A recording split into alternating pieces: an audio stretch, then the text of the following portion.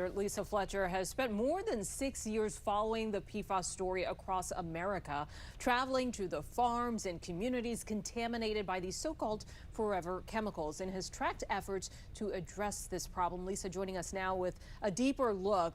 Lisa, this is an issue you've covered all across the country, and now it's right here in our own backyard.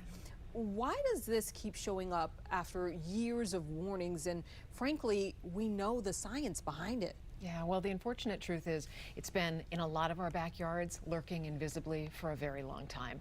And the lawmakers and local government officials who have recognized that have had a difficult time trying to pass laws that would truly protect the public. For example, last year I did a story with Virginia State Senator Richard Stewart, who is deeply concerned about this issue. He introduced legislation about PFAS-contaminated sludge that is being spread on tens of millions of acres of farmland, including in Virginia.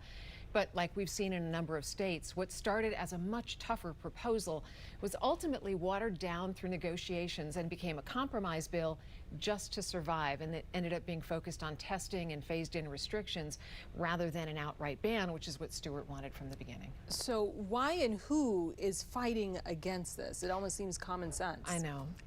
Industry groups have the ear of some lawmakers, so do wastewater utilities and others who could be on the hook for expensive testing, treatment, or cleanup. Once PFAS is found, somebody has to pay to try to remove it and clean up the environment. And what we've seen over and over again is a battle over accountability. And don't forget, EPA leader Lee Zeldin recently moved to roll back restrictions on some PFAS in drinking water. You can see that whole story on WJLA.com. We're going to have a QR code for you in just a second, so you can grab it from there as well. Lisa, after all these years of covering forever chemicals, what would you say is the biggest takeaway for viewers? The science has dramatically advanced. Communities are testing more. Regulators know more than they did a decade ago. The debate is no longer whether PFAS contamination exists. The debate is what we are willing to do about it once we find it. And that's the conversation that's playing out right now, from local communities like Gaithersburg all the way to Congress and the EPA. All right, Lisa, thank you. And we, of course, are going to put up a QR code on the screen here so you can scan it to find all of Lisa's reporting on PFAS. All of her coverage is up right now on WJLA.com.